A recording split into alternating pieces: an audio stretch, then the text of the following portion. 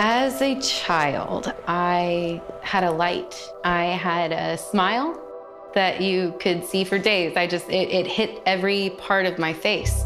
I felt good about myself and I felt sure about myself. God created me to be worthy of His love.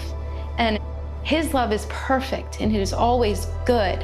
And I grew up in a church believing that with every fiber of my being. But after the molestation occurred, the light turned off. Human trafficking creates a very traumatic situation. I've seen the trauma, the horror that has been inflicted on these human beings. It was made out that I was the bad one, that I had somehow brought this on myself. They get missed in law enforcement. They get missed in the hospital. They get missed in the church. No one ever asked, why is this 4th grade girl crying? Not my pastor, none of my friends in youth group, not my grandfather, who was the vice pastor and moderator of the church.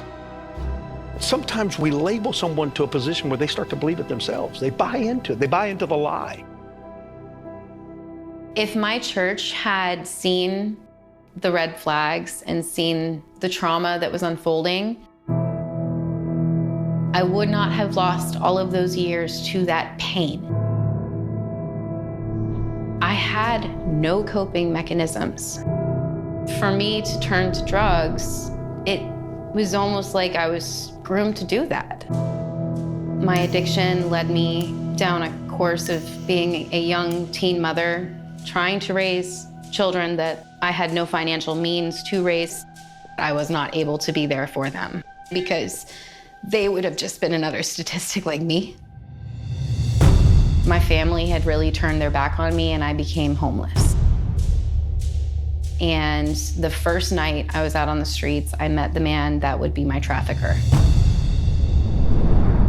This criminal activity is oftentimes right among us. And sometimes we fail to recognize what is even happening in our own midst. If I went somewhere that he thought that I was with someone I shouldn't be with, he would come and get me and drag me away, and no one ever stopped him.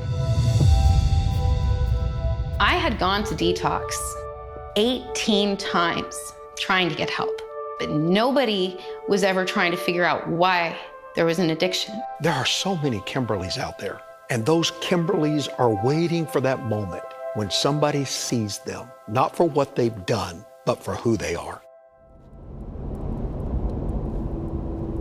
In 2015, I was picked up in a sting in the city that I was being trafficked in. This city had come together with a local organization. I had the opportunity to learn why I developed those coping mechanisms, and I also had an opportunity to let go of my addiction through healing. Our society has become preconditioned to believing that we need to create a system to solve a problem. What really solves this is not systems, it's a church. I now know who I am, and I now get to speak out for women that are just like me and see them grow just like I had the opportunity to. My life is one of those lives that has been forever changed. That's all because I had someone standing in my corner saying, this isn't you. And I was given the opportunity to learn to believe them. There are so many people out there that are still trapped in this cycle. They need help. What we are doing here at the Foundation United is the answer. It requires all of us getting involved.